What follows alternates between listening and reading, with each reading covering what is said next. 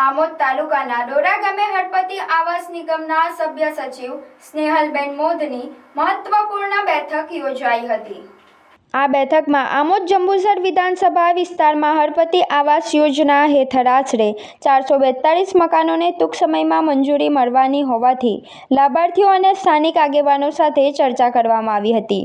બેઠકમાં મુખ્ય અતિથિ તરીકે આમોદ જંબુસરના ધારાસભ્ય ડીકે સ્વામી ઉપસ્થિત રહેલા હતા, જેમાં સ્નેહલબેને મોઢે યોજનાની વિગતો આપી લાભાર્થીઓને સરકારની આવાસ યોજનાનો વધુમાં વધુ લાભ લેવા અનુરોધ કર્યો હતો।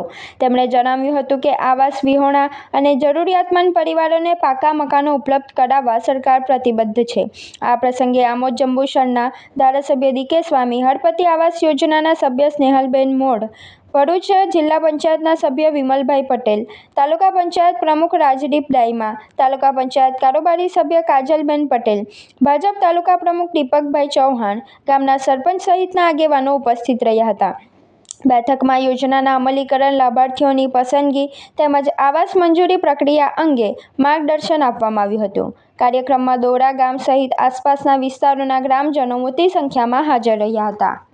જંબુસર આમોદ તાલુકામાં હળપતિ સમાજના જે લોકો છે એના માટે લગભગ 442 જેટલા મકાનો જે મંજૂર કરવાના છે એના માટેનો આખા વિસ્તારની અંદર એમણે પ્રવાસ કર્યો, સર્વે કર્યું અને આવનાર દિવસોની અંદર આ મકાનો મંજૂર થવા જ્યારે જઈ રહ્યા છે ત્યારે હું માનનીય ભૂપેન્દ્રભાઈ પટેલ સાહેબ તેમજ હળપતિ આવાસ નિગમ બોર્ડ અને એ વિભાગના મંત્રી શ્રી નરેશભાઈ પટેલ સાહેબનું હૃદયપૂર્વક ખૂબ ખૂબ આભાર વ્યક્ત કરું છું કે ટૂંક સમયની અંદર જે આ મકાન બનવા જઈ રહ્યા છે એ બદલ હું એમનો હૃદયપૂર્વક અમારા આ વિસ્તારના તમામ મતદારો વતી અને ખાસ તો રાઠોડ સમાજ વતી હું હૃદયપૂર્વક આભાર વ્યક્ત કરું છું।